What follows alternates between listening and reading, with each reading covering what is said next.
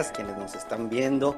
Muchísimas gracias por estar aquí, Journalist Academy. Y bueno, les quiero explicar quiénes van a estar, cómo va a estar la dinámica. En primer lugar, vamos a tener a periodistas hablándonos de varios temas interesantes en este momento. Va a estar conmigo Carla Casillas, jefa de investigación del documental Las Tres Muertes de Marisela Escobedo, periodista con 25 años de experiencia. También está Salvador Frausto, editor, reportero y escritor, director editorial de la revista MX. Víctor Adrián Espinosa, que lleva toda la estrategia de redes sociales de la empresa Condé Nast México y América Latina. Y también Alexis Ortiz, coeditor del portal digital bienvenidosvenezolanos.com, columnista del diario El Nuevo Herald de Miami y conductor de un segmento cultural en Radio Caracol, ahí mismo en Miami. Pues bueno, vamos a tener estas presentaciones, van a durar cerca de media hora, van a poder hacer preguntas también ustedes en la audiencia. Por favor, díganos de dónde nos están viendo, salúdenos para poderlos saludar, por favor, y en un momento más leemos sus comentarios. Sin más preámbulo, le quiero ceder la palabra al doctor Gerardo Guarisma, José Gerardo Guarisma Jr., quien es el rector de la Universidad Florida Global University, la alma mater de la hija de International Journalist Academy. Doctor Gerardo, muy buenos días, ¿cómo está? Buenos días, Miguel, ¿cómo estás? Gracias por la presentación, excelentes palabras. Solamente te faltó un pequeño detalle, que esta actividad de hoy es la inauguración, la actividad que inaugura oficialmente la Academia de Periodismo Internacional, como lo habrás dicho.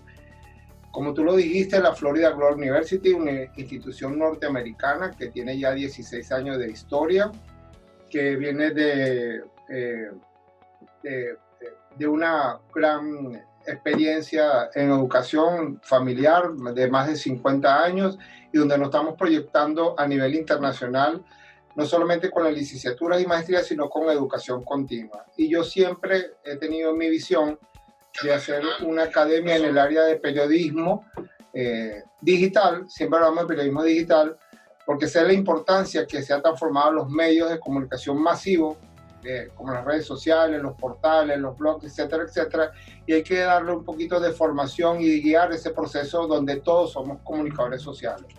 De allí nace esta necesidad y este deseo de inaugurar esta academia, y bueno, me encontré en el camino un gran amigo que se llama Miguel Payares, con el que hemos hecho una amistad, hemos hecho un arreglo académico muy bueno, para poder difundir esta academia por toda Latinoamérica. Es una academia con sede en Miami, donde nos estamos proyectando principalmente a México, a Colombia, Ecuador, Perú, Venezuela, donde tenemos influencia ya la FGU y donde vamos a hacer una labor de desarrollar cursos, diplomados, programas, seminarios, talleres, turismo educativo y todos los productos académicos que permitan guiar este proceso. Yo siempre le digo a las personas, ¿no?, que comunicadores somos todos, especialmente en mi caso, siempre lo recalco, que mi profesión frustrada es haber sido comunicador social, periodista. Afortunadamente en estos últimos años se ha masificado el uso de las redes sociales y de los portales, y eso nos permitió a todos comunicarnos, y he vertido un poco esa frustración personal de no ser comunicador social en las redes y en los portales. Dicho esto, sé la experiencia, ¿verdad?, que tenemos que adquirir todos para tener la responsabilidad de transmitir un mensaje, y ahí es donde nace International Journal Academy, no solamente para apuntalar procesos de los periodistas, sino también guiar a las personas en lo que es la comunicación. Vivimos un mundo muy volátil, este año ha sido la pandemia, ha afianzado lo que es la educación continua, la parte online, que ya sabíamos que tiene una importancia, pero se ha disparado últimamente, y esto ha permitido, o va a permitir mejor, de que estas iniciativas florezcan pues en el tiempo. Gracias, Miguel, gracias a los periodistas que nos acompañan hoy, especialmente al equipo que dirige el equipo de Edu Digital Media que produce estos eventos, FGW, la Florida Global University, y gracias a ti, Miguel, por darme la oportunidad de llegarle a tantas personas. De verdad, muy contento con este acto. Espero, este es el primero de muchísimos que vamos a hacer para el año que viene. Vamos a difundir educación, vamos a llevar a las personas y vamos a poner a disposición una plataforma educativa novedosa y de vanguardia con lo que se llama un proceso educativo completo, en línea. Porque una cosa es tener educación a distancia y otra cosa es tener educación online con una plataforma que tenga elementos de evaluativos, de sistemas de consulta, bibliotecas virtuales, libros de apoyo y todo lo que lleva un proceso de formación online. Y no, como muchas instituciones ahora que se han visto, ¿cómo se llama?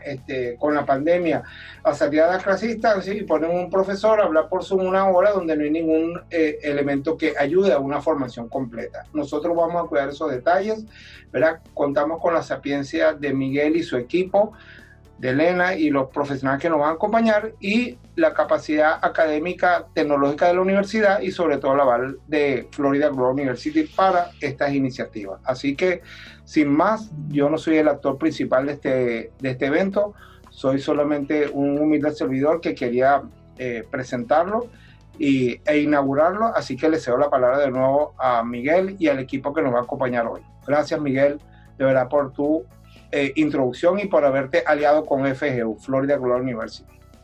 Muchas gracias a usted, rector, que tuvo la confianza y la verdad sabe que más allá de todo el tema laboral, tenemos aquí una amistad y gracias por esa confianza, que estaré siempre agradecido. Y bueno, gracias también a todos los que se están sumando, gracias a los queridos colegas presentes. Y bueno, quisiera yo comenzar con una cita que dice que al que cree todo le es posible. Hoy, como el director académico de esta institución, hoy 15 de diciembre del 2020, la International Journalist Academy ya es una realidad. IJA, por sus siglas en inglés, surge como una institución estadounidense con alcance internacional. Todo este tema de comunicación y periodismo. Hoy IJA presenta el objetivo de verdad de ser un apoyo a todos los periodistas que requieren capacitación, especialización, reconocimiento, espacios de diálogos de las realidades para enfrentar todos los retos que vienen. La IJA de verdad pretende reconocer e impulsar, premiar y hacer notar el trabajo de grandes colegas en toda Latinoamérica, no solo en México, sino que abarque todo Latinoamérica, y para eso estamos trabajando. Hacer justicia en una carrera que a veces resulta injusta para quienes la ejercemos, creo que todos sabemos de esto. Cuenten con el apoyo, de verdad, la posibilidad de nuevas oportunidades, especialización, educación, colaboración, para reforzar desde esta trinchera educativa todos sus objetivos profesionales, el de sus medios de comunicación. Y bueno, desde hace años sabemos que los medios y el periodismo en Latinoamérica enfrentan una situación retadora. Tengo algunos datos muy rápido. Pues en cifras, de acuerdo con la firma auditora PwC, en el periodo de 2016 a 2021, los ingresos por circulación de la industria periodística en países como México decreció a un ritmo, o decrecerá porque abarca un pronóstico hasta 2021, decrecerá a un ritmo promedio de 0.5% anual, mientras que la tasa de ingresos por publicidad caerá en una tasa de menos 3% en el mismo periodo. La situación es grave, hemos sido testigos de cierre de medios de comunicación en toda la región, pérdidas de empleos, también vemos la llamada infodemia, fake news, violencia contra los comunicadores que representan amenazas, también vemos los rápidos ascensos de los influenciadores que a veces sin ningún rigor periodístico ganan audiencias frente a excelentes periodistas que se debaten en este ejercicio de la labor diaria que les exige comprobar datos, recabar el mayor número de fuentes de información y por otro lado una demanda en ascenso de sus competencias digitales. Llevan una gran responsabilidad en los hombros. Los periodistas proponemos en IJA pues hacer una pausa a nuestro individualismo que siempre en la carrera se da, pero que caracteriza al comunicador, para ahora unirnos en esta institución, crecer juntos, apoyarnos. Cuenten desde esta trinchera con el reconocimiento a su trabajo, la valoración de sus esfuerzos. Y bueno, para finalizar, quiero compartirles que la oferta educativa ya de la IJA, les decía, es parte de esta, su alma mater es la Florida Global University. Bueno, vamos a tener Executive Certified Programs con validez en Estados Unidos, en México. Ya están diseñados, ya estamos listos por arrancar en enero. Periodismo 4.0, reportaje y producción, nuevas tecnologías serán parte de todo esto, así como cursos, talleres sobre temas digitales y de actualidad. La inversión para todo este proyecto, créanme, estuvo enfocada en temas de aulas virtuales, oferta académica, la puesta en marcha del sitio, la conformación de un equipo multidisciplinario donde la Florida Global University ha sido de gran apoyo. La sede está en Miami, Florida, en Estados Unidos, pero el equipo incluye de todas nacionalidades, bueno, es un amplio abanico. El equipo directivo está integrado por mi querida Elena Michel, una reconocida periodista subdirectora de esta institución, Nurit Martínez, coordinadora de contenidos académicos. También tenemos columnistas como Verónica García de León, periodista especializada en negocios. Y bueno, un profundo agradecimiento al doctor Guarisma, gracias por esa confianza. También Ana María Rojas, Janet García, Alejandra Saldívar, Milady, Víctor Manuel, Mario, Elena Michel, Nurit, Laura, gracias a todos los que han colaborado con esto. Y bueno, termino con esta frase para dar paso a nuestra ponencia. Es del poeta y dramaturgo Víctor Hugo. La prensa, dice, es el dedo indicador de la ruta del progreso. Ahora cedo la palabra a mi querida Elena Michel, que nos hablará de todo este tema académico antes de pasar a la primera ponencia. Adelante, mi querida Elena. Buenos días a todos. Pues primero que nada, gracias al doctor Guarisma, gracias Miguel por la confianza. Me uno a este proyecto convencida de que se requieren espacios para buscar soluciones a los desafíos que hoy enfrenta la industria periodística a partir, digamos, del desarrollo de nuevas habilidades y competencias de los periodistas, que hoy empiezan a cambiar su visión hacia un perfil más emprendedor. Pero también convencida que en este momento las empresas periodísticas requieren perfiles con habilidades directivas y verdaderos líderes, subrayo, verdaderos líderes que impulsen a sus equipos para lograr un objetivo común: sacar a la industria de una profunda crisis económica exacerbada por la pandemia del COVID-19 de este año. Y ese será uno de los campos centrales de acción, entendiendo la ventaja competitiva de la oferta académica de la institución que nos respalda. El espíritu de esta academia, así, es formar una red avalada por la Florida Global University que permita interactuar en temas de capacitación y reflexión a periodistas de América Latina y trazar juntos puentes para compartir experiencias y analizar de esta manera qué se está haciendo en la región para mejorar este sector.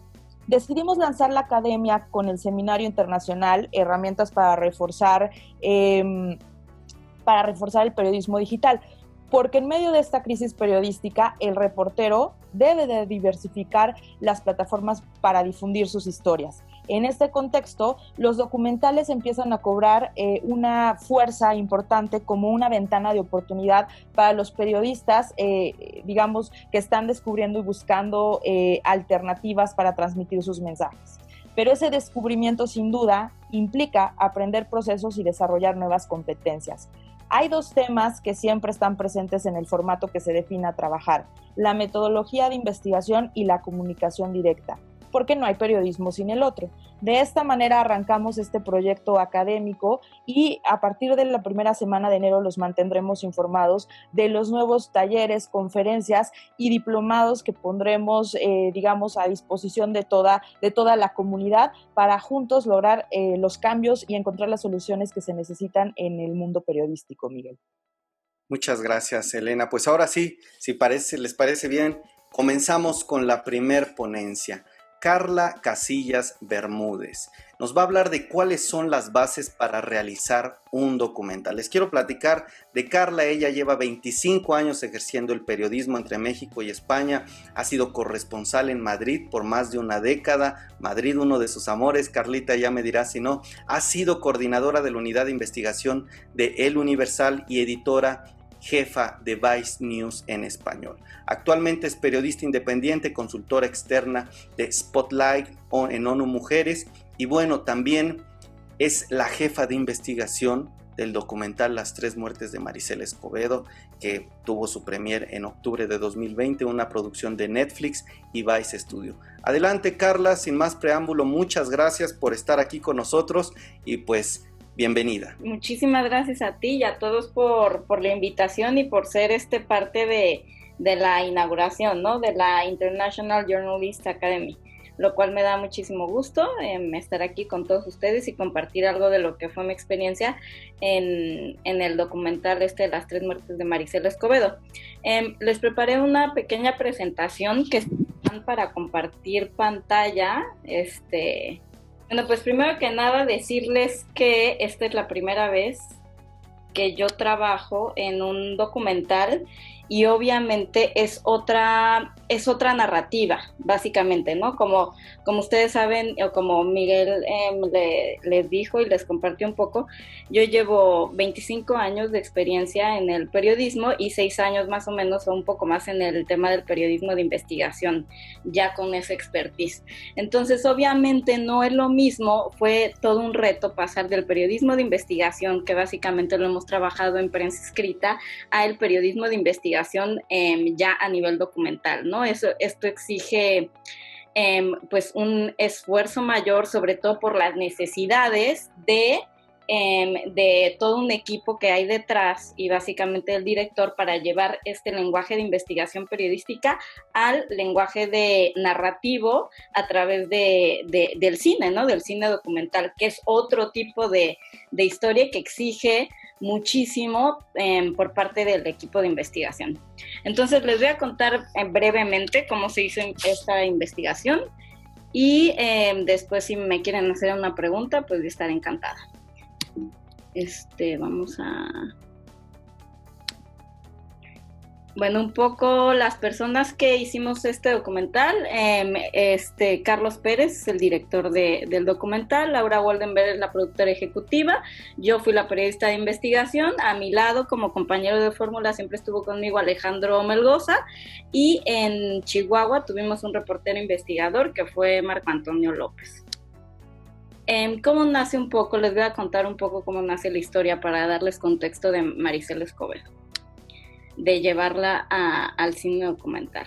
Bueno, pues entre 2015 y 2016, Carlos Pérez, que es el director de este documental, él empieza a hacer varios tipos de documentales para el Centro de Derechos Humanos de las Mujeres en Chihuahua, y es cuando se empieza a familiarizar con el tema de feminicidios y víctimas de familias con víctimas de desapariciones en ese estado de México, del norte de México, y empieza a hacer o crear un vínculo de confianza con el Centro de Derechos Humanos de Chihuahua, que fue precisamente el centro quien llevó la defensa de tanto de Rubí, del feminicidio de Rubí, como después del posterior feminicidio de Maricela Escobedo. A través del CEDEM es que Carlos precisamente hace un primer vínculo con la familia Escobedo, es con Juan Manuel, con quien establece el primer vínculo. Si ustedes ya vieron el documental, es a través de Juan Manuel, que es el hijo de Maricela, como la principal línea narrativa a través de la cual se cuenta la historia. Entonces, él es con la primera persona con la que entabla una relación, le cuenta la idea de llevar a cabo el proyecto al cine, y él es el primero que le da la autorización para poderla llevar a cabo. ¿Por qué era importante rescatar la historia de Maricela Escobedo? Bueno, yo creo, y esto lo cuenta Carlos un poco porque de él nace precisamente esta idea, yo ya como equipo de investigación entro un poco más adelante del proceso. Carlos obviamente tenía ya en su mente y ya tenía como contacto y conocimiento de diversas historias de feminicidios en Ciudad Juárez.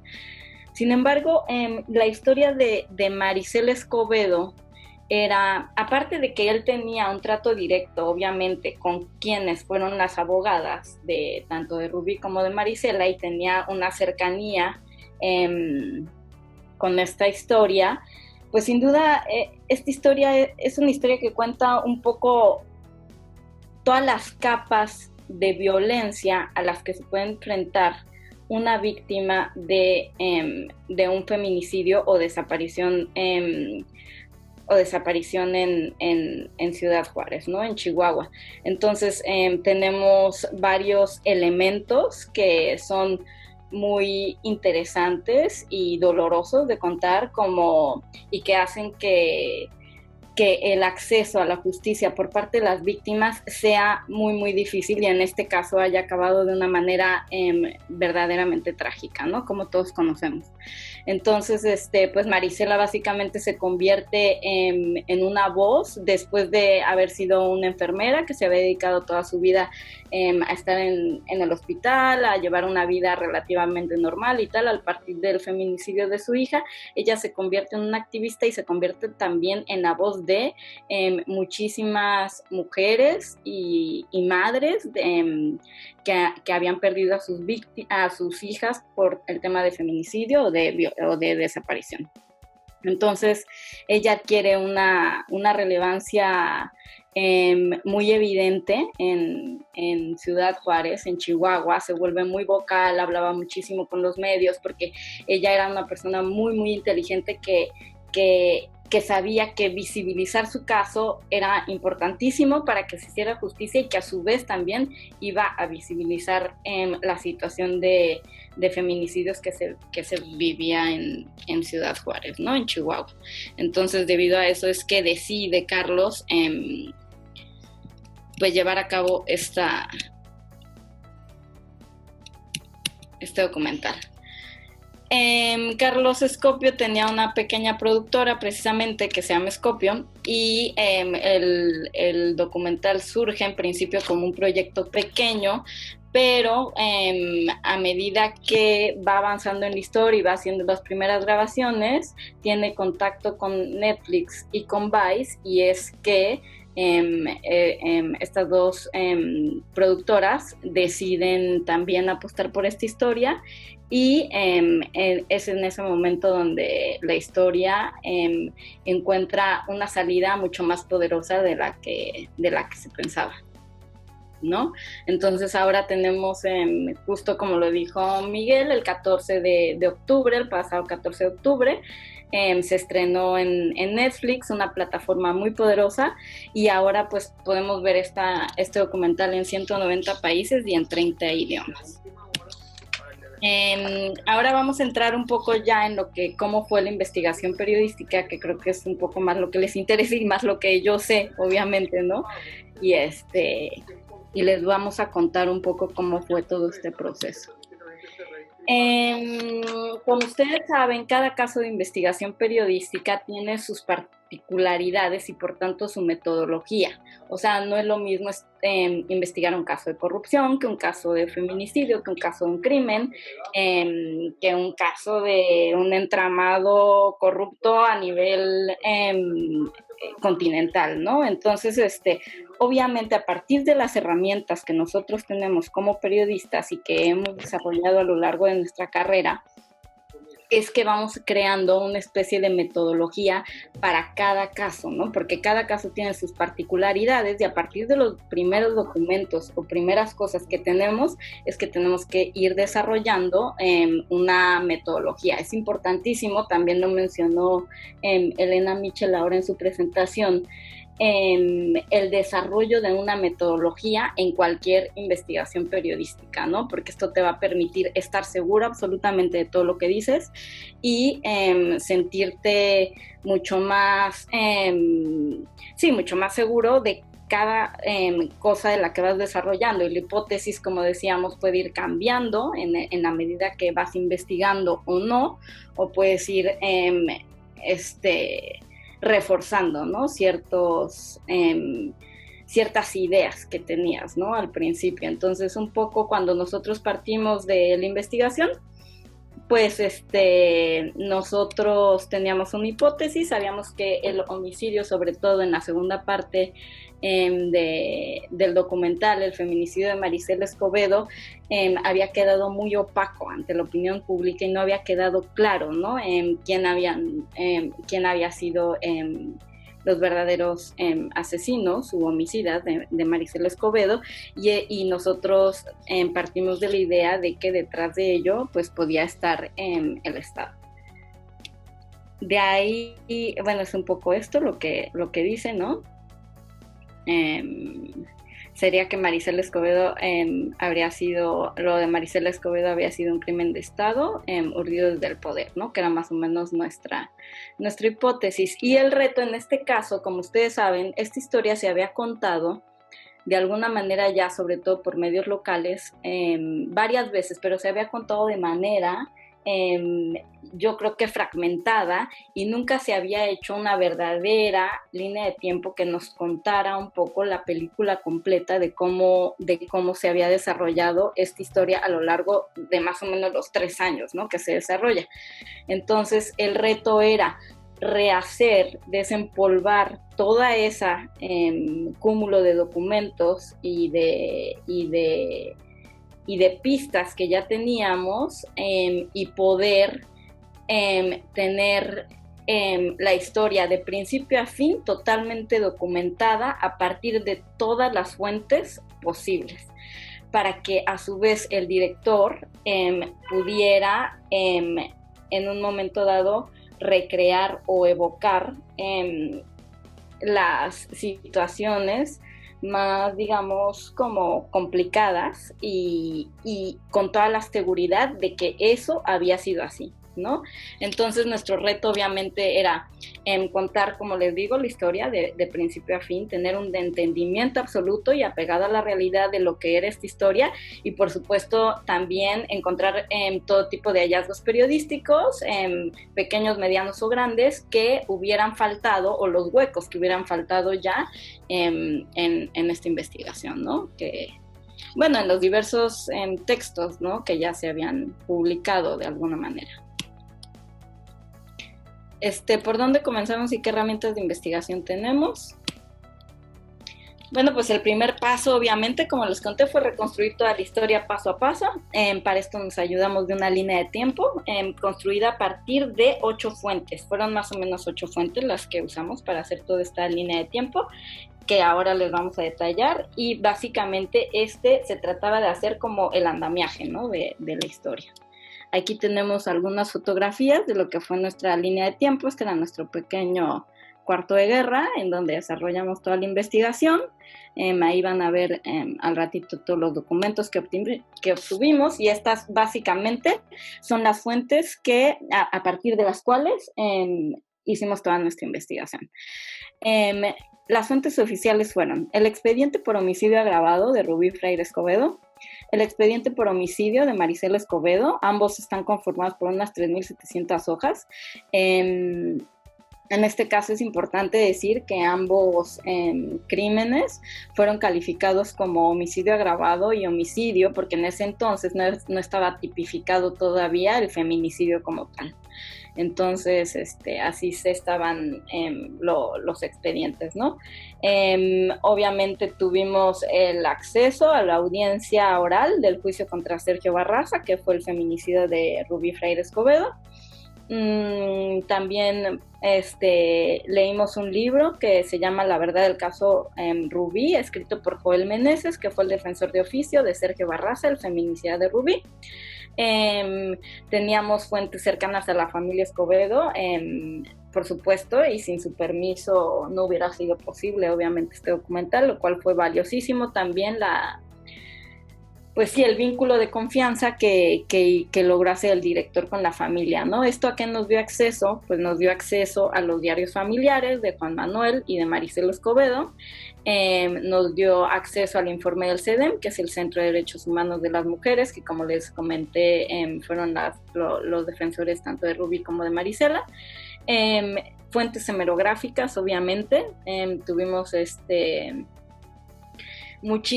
se hizo un gran trabajo por parte de Archivo Visual para detectar todo el tipo de entrevistas, intervenciones en televisión, etcétera, en las que hubiera participado Marisela Escobedo en medios locales, y también notas de diversos medios nacionales y locales en Chihuahua. Y también encontramos por ahí un documental de Pati Chapoy, producido por Pati Chapoy, en donde ya también se había tocado este tema, ¿no? O se había hecho un intento por hacer un documental sobre este caso. Ahí tenemos un poco más de las fotografías de la línea de tiempo que se construyó en las paredes de Vice. Y a partir de las fuentes que les acabo de mencionar, como ustedes ven, se hicieron pequeñas tarjetitas bibliográficas a mano cada una con los eventos que consideramos importantes para que Carlos, el director y toda la producción tuvieran acceso en todo momento a esa historia y pudieran recurrir a esa línea de tiempo en todo momento para resolver cualquier duda que tuvieran y tener la certeza de que cuando ellos fueran a rodar, porque la primera etapa del documental fue precisamente la investigación, ellos no podían empezar a rodar y a filmar hasta que no tuviéramos toda esa línea de tiempo y tuviéramos clara absolutamente toda la historia. Digamos que fue la base y el andamiaje del documental. Entonces era importantísimo que ellos recurrieran en plantearnos todo el tiempo dudas, exponer esa línea de tiempo la máxima cantidad de veces que fuera posible ante todo el equipo posible, que nos hicieran todas las preguntas que consideran pertinentes para no, en el momento en que ellos salieran a campo a filmar, no hubiera ninguna duda de qué es lo que tuvieran que filmar, cómo hacer las evocaciones, etcétera, ¿no? Entonces, como les digo, esto nos plantea otra especie como otra metodología, otra especie de tratar de hacer periodismo también para que sirviera a todo un equipo que hay detrás de ti o al lado de ti, que tiene que salir a hacer un documental con otro tipo de narrativa, ¿no? Pero que tiene que tener claro todo. Entonces, para eso, pues sí, básicamente, como les digo, nos creamos nuestra propia metodología. A partir del feminicidio de Rubí Fraire se dieron otros 8 asesinatos. Entonces los asesinatos los decidimos poner en color naranja, todo lo que sucede en Zacatecas lo decidimos poner en color rosa, las audiencias y todos los eventos judiciales, decisiones legales, etcétera, lo pusimos en color amarillo y las evocaciones quedaron en color azul, que es un poco lo que Carlos y Laura Goldenberg y toda la producción, ellos imaginaban que eran lo que tenían que de alguna manera evocar o volver a hacer para que la gente o el espectador se metiera un poco en los sucesos, ¿no? de esta historia. Entonces, para esta línea de tiempo se ocuparon los rostros. Creo que también el haber puesto rostros y diversas cosas que decidimos poner, como por ejemplo recortamos unas bombitas con una mechita que significaban que esos momentos eran verdaderamente indignantes, ¿no? En la historia. Entonces creo que eso también sirvió muchísimo al director para identificar qué momentos eran importantes narrativamente, contarlos desde la pantalla, ¿no? Lo que era muy importante para el lenguaje que él necesitaba, ¿no? Entonces, básicamente teníamos ahí los rostros de algunos de los personajes más importantes de toda esta historia, que eran obviamente Rubí, Marisela, Sergio Barras, el feminicida, los 2 chivos expiatorios del caso de Marisela, que eran Héctor Flores Morán, el payaso, y José Enrique Jiménez Zavala, el Wicca. Como les digo, utilizamos estas pequeñas bombitas, las evocaciones de color azul, y también hicimos dentro de esta línea de tiempo había otras líneas de tiempo internas, ¿no? Por ejemplo, el de el arma de fuego con la que se supone que se asesina a Marisela Escobedo.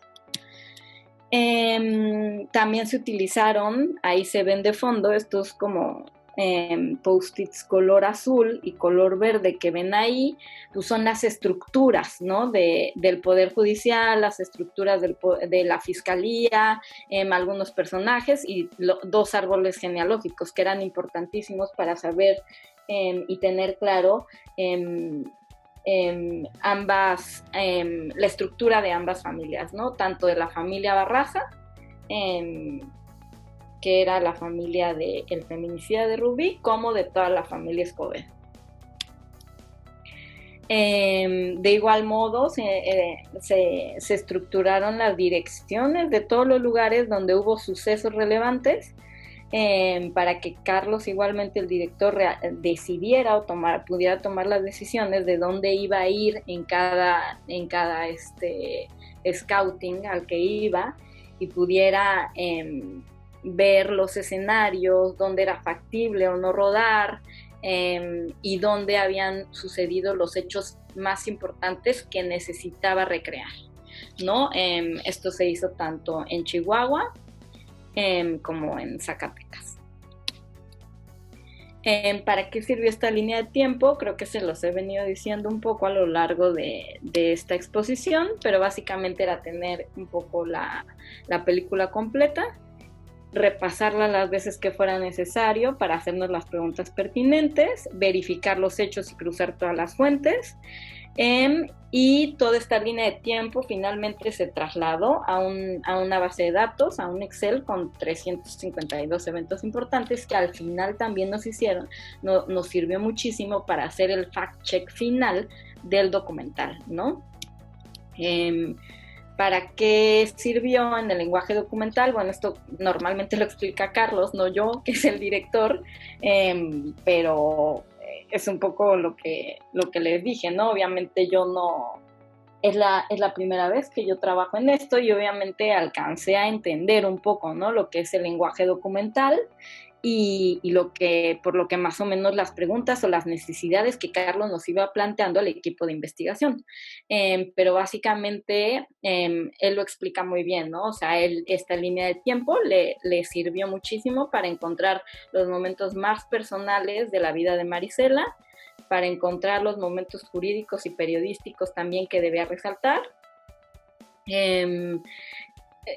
Al contar con el audio de todas las audiencias también, pues era poner de alguna manera a Marisela a contar su propia historia, ¿no?, a través del documental.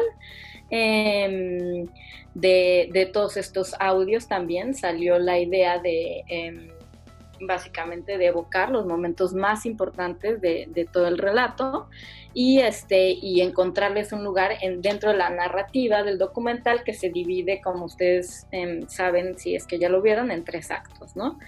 La línea del tiempo física fue vital, no solo para la investigación periodística, sino también para toda la construcción cinematográfica.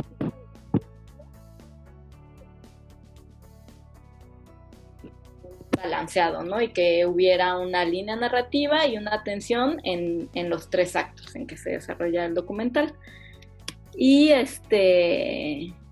se hicieron más o menos también 100 solicitudes de información, de cosas que no teníamos clara, muchas de ellas se nos negaron. Por ejemplo, el tema de el misterioso y opaco asesinato dentro de la cárcel de José Enrique Jiménez Zavala, alias el Wicked, que nunca quedó claro, que al principio intentaron que pasara como un suicidio y después tuvieron que aceptar que efectivamente fue un homicidio.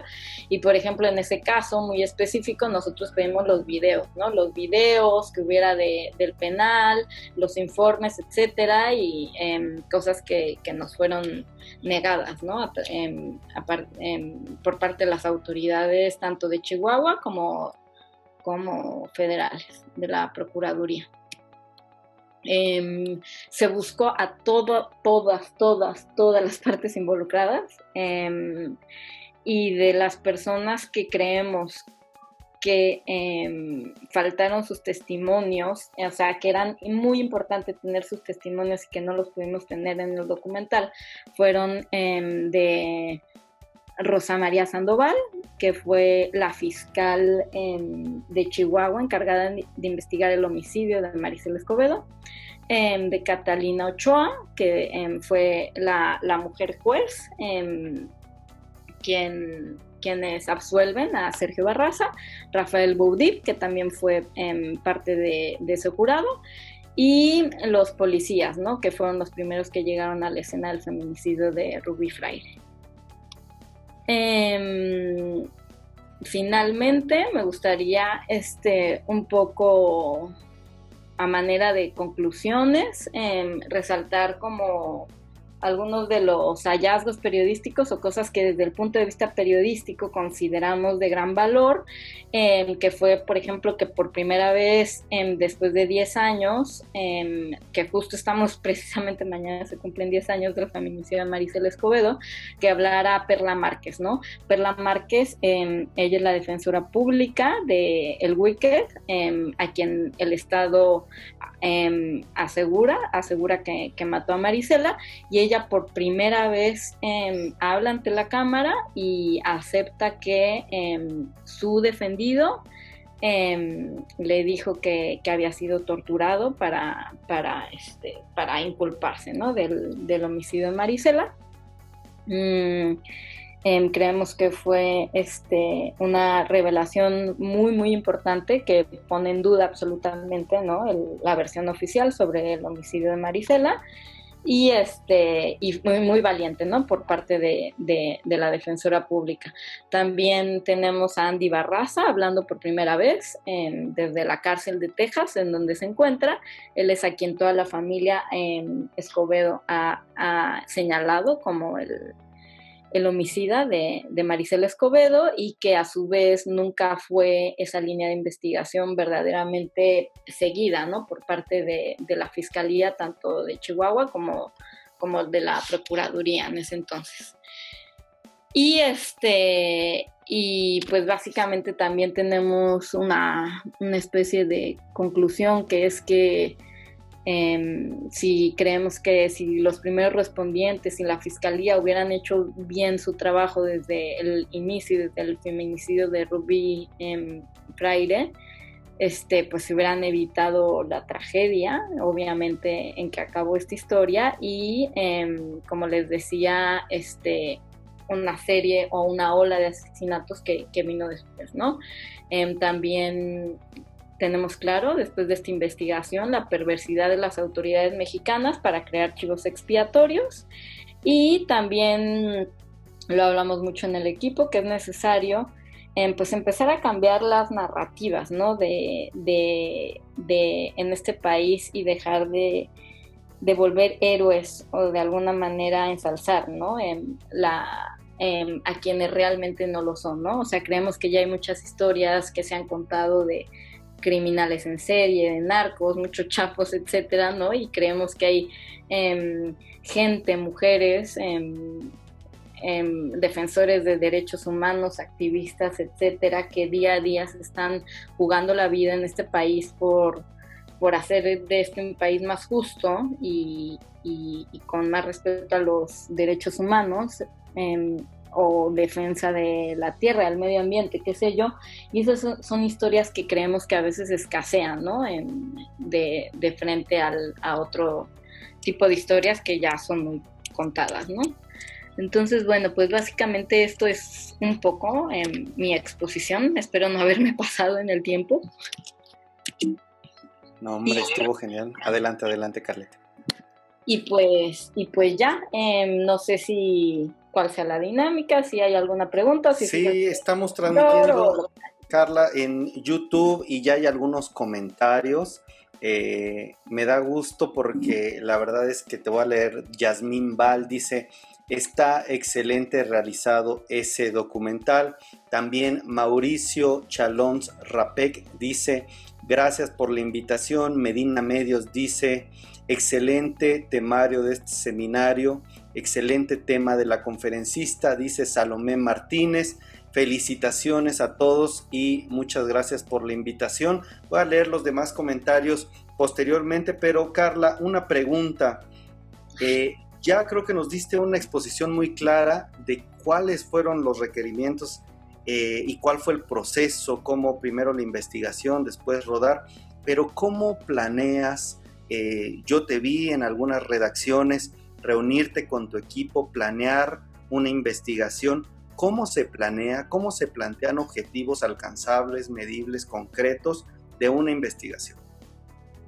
Sí, no, la verdad es que ahí también igual Salvador es precisamente uno de mis maestros en el periodismo de investigación, y aquí lo tenemos en este foro también, y lo cual me da mucho gusto. gusto compartirlo con él, y precisamente yo de la mano de él aprendí un poco la edición del periodismo de investigación, ¿no? Yo venía de reportear, de hacer bastante reporteo en calle, de ser corresponsal, etcétera, pero ya meterme de lleno, y ya había hecho, claro, algunas investigaciones aquí en España y tal, pero no tenía una metodología como tal, ¿no? Yo creo que al principio todos los reporteros que empezamos a investigar y que queremos empezar a hacer grandes investigaciones, etcétera, pues empezamos un poco de manera muy, muy silvestre, ¿no? O sea, como, ahora sí que como Dios nos va a entender a lo que nuestra intuición nos lleva. No había tantas herramientas, obviamente, cuando yo empecé en esto. Por ejemplo, las plataformas de transparencia no existían,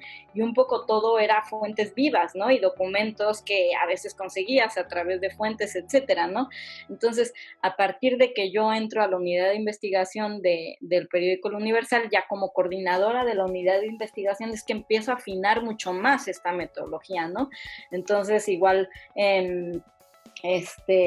Frausto igual lo puede comentar, teníamos un formato de investigación a partir del cual enseñábamos a los reporteros un poco a hacer un zoom, ¿no? Y a definir básicamente por dónde querían que fuera su investigación, cuál era la hipótesis que ellos planteaban. Es importantísimo tener un método, eso no me cabe duda, y ser súper disciplinado, ser ordenado, llevar todas las fechas exactas, entonces, y afinar tu mirada y hacer un zoom, ¿no? Porque en una investigación, cuando empiezas a investigar como un poco de todos, puedes perder el ángulo, ¿no? Lo que nosotros decimos, perder el ángulo. Entonces, básicamente es angular de una gran historia hacia dónde quieres ir, plantear una hipótesis, incluso plantear un titular tentativo. En principio nos ayuda muchísimo a hacer ese zoom que les digo y angular muy bien, y a partir de ahí hacer un listado de fuente en segundo término la hipótesis, y a partir de ahí un listado de fuentes en base a las cuales nosotros creemos que podemos acceder a amarrar nuestra hipótesis, ¿no?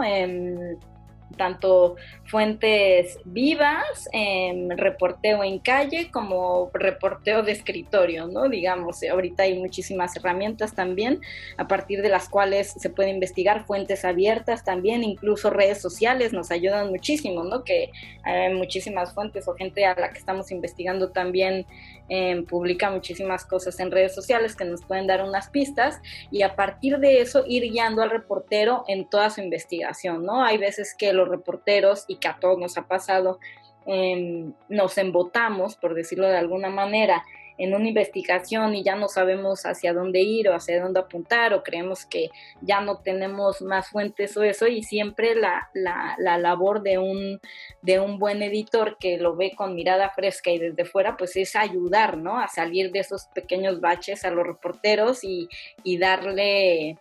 darles nuevas guías, ¿no? De por dónde pueden ir para lograr hacer una investigación. Y básicamente yo creo que con una buena metodología y un buen acompañamiento, como digo, de un editor, se puede sacar una buena investigación. Muchas gracias. Permíteme saludar, Carla, a la gente de YouTube que nos está comentando. Ya leía el comentario de Salomé. Pueden hacer preguntas sin ningún problema. Te mandan a felicitar Ángeles, Adriana, también Belén Flores. Mi estimada Belén, que es aparte maestra de periodismo, dice excelente explicación. Y una pregunta, Carla, es ¿qué distingue a una buena investigación? Que ya nos diste, creo que muchos pincelazos, y una cada vez es más claro, ¿no? Pero ¿qué distingue a una buena investigación de una mala investigación, y cuáles serían tus recomendaciones para realizar un buen trabajo? Yo creo que una buena investigación se nota. No necesitas ser un especialista para saber cuándo hay una buena investigación y cuándo hay una mala investigación, ¿no? Yo creo que ser un lector inteligente, un lector ávido, te das cuenta de ello, ¿no? Entonces, yo creo que una mala investigación es cuando te quedan muchas preguntas alrededor del tema que estás publicando. Te quedan huecos, ¿no? Muchas preguntas al lector, a la audiencia, pero no entendí esto, pero no entendí el otro, pero ¿por qué no le preguntaron a la contraparte, etcétera, ¿no? Entonces, básicamente una buena investigación es donde después de leerla puedes llegar tú como lector a una conclusión incluso sin que el periodista te lo diga, y que no te queden y que no te quedes con la duda de qué es lo que realmente pasó, ¿no? O que no te quedes con huecos, ¿no? Y para ello, sin duda, pues es allegarte de la mayor cantidad de fuentes que puedas, cruzar todas las fuentes y todas las entrevistas, y que no se te quede volando ninguna de las partes por preguntar, por corroborar o por... Sí, ¿no? Siempre, como en todas las investigaciones, tenemos una parte, por decirlo entre comillas, y muy entre comillas lo digo, buena, y una parte a la que estás de alguna manera acusando de algo, ¿no? O señalando de algo. Entonces, a esas partes también siempre hay que tratarlas de buscarlas con tiempo, darle tiempo para que respondan y no a la mera hora. Por ejemplo, yo también, una de las cosas que he aprendido muchísimo a lo largo de ya estos 6, 7 años dedicada al periodismo de investigación, es que muchas veces muchos periodistas esperan a ultimísima hora para consultar, ¿no? O para pedir postura, digamos, a quienes está señalando por algo, ¿no? En diversos reportajes, ¿no? Y no, yo creo que no, eso no se debe hacer. Hay que darles el tiempo pertinente para que no haya ningún tipo de excusa o de pequeña trampa que te puedan acusar. Y eso, o sea, si tú tienes bien amarrado una situación, si tú tienes bien amarrado una investigación, no te la van a cambiar, por más que, o sea, al contrario, tú le vas a dar más tiempo a esa persona o a ese aludido para que te dé una respuesta, y en la medida en que tú le des tiempo, tú sabes que estás confiando en tu trabajo. ¿Sí me entiendes? Entonces, yo creo que justo eso, ¿no? Es estar seguro de lo que haces, de cada párrafo que escribes, que todo esté fundamentado, y en esa medida, pues, te vas a meter mucho menos en problemas, vas a estar muchísimo más seguro de lo que escribes, y obviamente va a ser una investigación muy, muy sólida. Muy bien. Carla, hay algunas preguntas, pero ya se nos acaba el tiempo. Tenemos 2 minutitos antes de las 11 de la mañana aquí en la Ciudad de México y las 12 del día ahí en Miami, Florida. Estamos en YouTube transmitiendo completamente en vivo, y veo que nos dicen, Carla, una pregunta, Héctor Álvarez. ¿Hay diferencias en la investigación según los medios de difusión? Es decir, si influye un medio en una investigación. Gracias a José Cruz, que nos dice saludos cordiales desde México. También a Michelle, a las personas que nos están viendo. Pueden dejarnos sus comentarios, mensajes, y trataremos de leerlos. Y adelante, Carla, entonces, con este tema de si hay diferencias o se genera un impacto por cada medio, lo que publica cada medio. Y quería preguntarte finalmente, Carla, también qué te deja y cómo cambió pues este documental. Lo vimos en Netflix, tomó mucha fama. ¿Con qué te llevas de este documental? Uh-huh. A ver, la primera pregunta, si entendí, es si los medios influyen, algo así, en las investigaciones de los periodistas, ¿no? Que trabajan en ellos. Exactamente.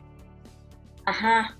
Bueno, sí, sin duda, yo creo que cada medio, obviamente, y no es un secreto ni mucho menos, cada medio tiene su agenda, ¿no? Y tiene sus intereses, y no hay para nada que ocultarlo, ¿no?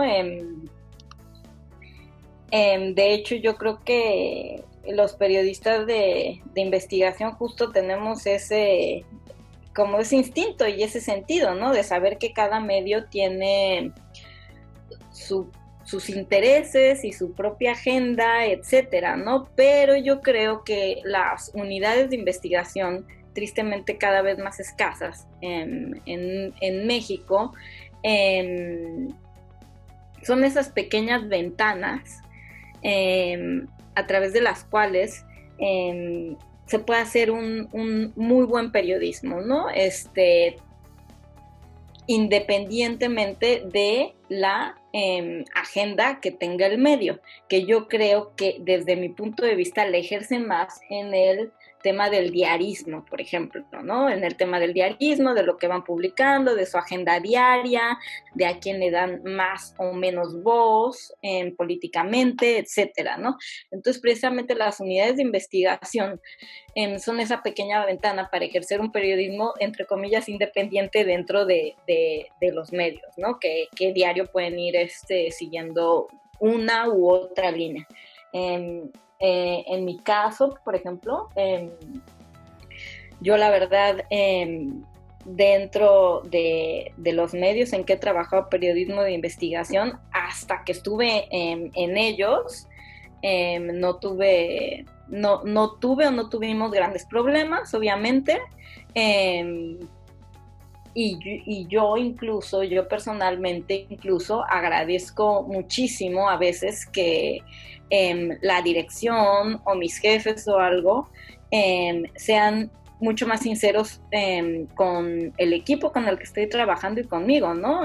Definitivamente. ¿Para qué? Pues para no perder el tiempo, sinceramente, ¿no? O sea, es mejor que te digan, mira, este tema por X o Y o Z no se toca en este periódico y este tema sí o no, y entonces tú ya decides también, ¿no? ¿Qué haces, qué no haces y a qué le puedes dar vuelo y a qué no? ¿Sí entonces, pues sí, definitivamente ya eso no se puede uno, digamos, poner a contracorriente siempre y cuando no rebasen tu línea, obviamente, de independencia y de ética en cada investigación que hagas, ¿no?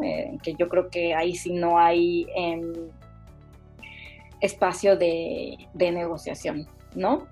Entonces, eso por un lado. Y luego por otro me preguntaste lo que te dejaba este documental, Carla, y aprovecho estos minutitos, ya nos está llegando un poco la guillotina, pero también nos pregunta Ariadna Estrada, ¿cómo cambia el formato de nota a documental? Bueno, dice, la pregunta es para Salvador, pero creo que también nos puedes ayudar, Carla, y hay otra pregunta también. Bueno, sobre el tema de qué te deja también este documental. No, pues básicamente me deja, aparte de que fue una experiencia periodística, ¿no? Digamos, muy, muy importante en mi carrera porque fue pasar del formato periodístico de prensa escrita que venía yo desarrollando en los últimos años a otro tipo de necesidades que tienes que cubrir al ejercer al trabajar para otro tipo de narrativa, ¿no? Que es el documental. Y que básicamente hay que ser súper cuidadosos y contar toda la historia. Cuando tú estás trabajando para prensa escrita o para un reportaje, básicamente te puedes dar el lujo de no hacer, por ejemplo, una gran línea de tiempo tan grande como la que hicimos para este documental, porque tal vez agarras un ángulo simplemente y no requieres la información tan completa como se requería en este caso, ¿no? O sea, estás trabajando al servicio o sea, tu investigación trabaja al servicio de un equipo de dirección que tiene que tener la historia completa, con sus matices, con sus detalles, con el cruce de fuentes, etcétera, ¿no? Y en el periodismo de investigación a veces te agarras un ángulo de una historia y la tienes que agotar, obviamente, pero solo es un ángulo, entonces esto implica mucho más esfuerzo, ¿no? Y también la experiencia de haber de alguna manera aprendido a entender otro tipo de lenguaje fue súper enriquecedor para mí, ¿no? Para mí, yo creo que para el equipo, que básicamente todos los que trabajamos en el equipo de investigación nunca habíamos hecho una investigación para un documental. Entonces, pues sí es muy diferente, pero muy, muy enriquecedor. Y eso por el lado profesional, ¿no? Y por el lado emocional, pues básicamente sí es entender aún más, ¿no? en un momento tan importante que estamos viviendo en México, en donde las mujeres están alzando la voz, están saliendo a las calles, están tomando instituciones, están levantando sus puños para manifestar el hartazgo, ¿no?, de vivir en un país en el que diariamente se matan a 10 mujeres, incluidas niñas, de manera violenta. Entender más este trágico fenómeno a partir de una historia tan personal, pues también fue una experiencia emocional muy importante y fuerte en mi carrera, ¿no? Entonces también desde ese punto de vista me deja muchísimo aprendizaje profesional y emocional. Muy bien, pues Carla, gracias por esta participación. Nada más una duda más, ¿cuánto tiempo se invirtió en el documental? Pregunta Salomé Martínez.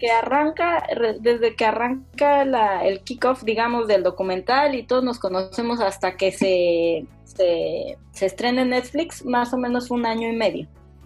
Año y medio, qué bárbaro. Ajá.